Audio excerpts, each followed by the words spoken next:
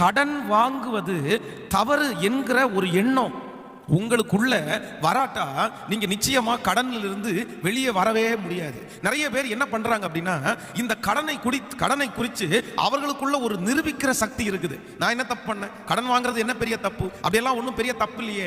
நிறைய பேர் கடன் வாங்குறதை நியாயப்படுத்துகிறார்கள். ஆனா நீங்க கடன் வாங்குறத நியாயப்படுத்துகிற வரைக்கும், நீங்க கடன் வாங்குறத நிரூபிக்கிற வரைக்கும் நிச்சயமா சொல்றேன், கடன் பிரச்சனையிலிருந்து உங்களாலே வெளியே வரவே முடியாது.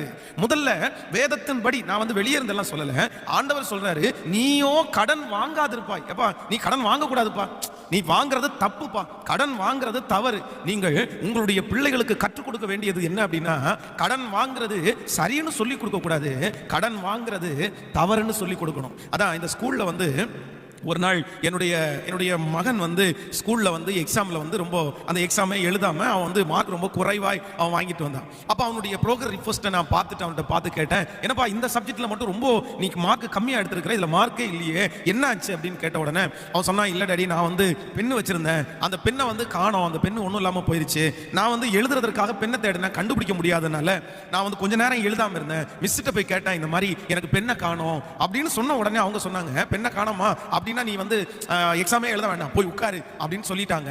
பெல் அடிக்கிறதுக்கு ஒரு 5 மினிட்ஸ்க்கு முன்னாடி தான் பக்கத்தில் வாங்கிக்கோ அப்படின்னு சொன்னாங்க. அப்போ அதனால தான் இந்த எக்ஸாமில் எனக்கு ரொம்ப கம்மியான மார்க் வந்திருக்கு. என்ன அவங்க மட்டும் அந்த பேனாவை வாங்குறதுக்கு ஒரு பர்மிஷன் கொடுத்துருந்தா நான் அந்த எக்ஸாமில் நல்ல மார்க் வாங்கியிருப்பேன் அப்படின்னு சொன்ன உடனே நானும் அடுத்த வார்த்தை என்ன சொன்னேன் அப்படின்னா, இல்லை நீ கொண்டு போகாதது தப்பு, நீ பேகுக்குள்ள இருக்கா இல்லையான்னு செக் பண்ணாதது உங்க தப்பு.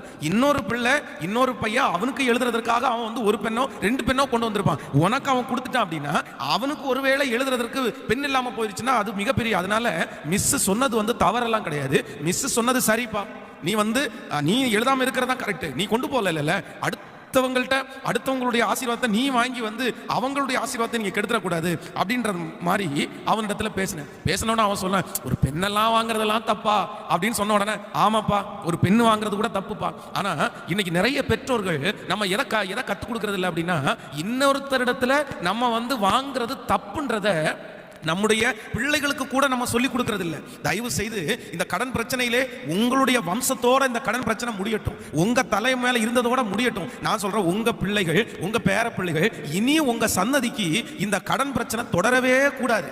அப்போ தொடராம இருக்கணும் அப்படின்னா கடன் என்கிற ஒன்று தவறு என்கிறத உங்க பிள்ளைகளுக்கு தயவு செய்து நீங்க கற்றுக் கொடுங்க. நீங்க மேல தயவு செய்து கோச்சுக்காதீங்க, நான் சொல்ல வரதை தொடர்ந்து நீங்க கவனிங்க. அப்போ உங்களுக்கு புரியும் கடன் வாங்குறது தவறா சரியா அப்படின்றது.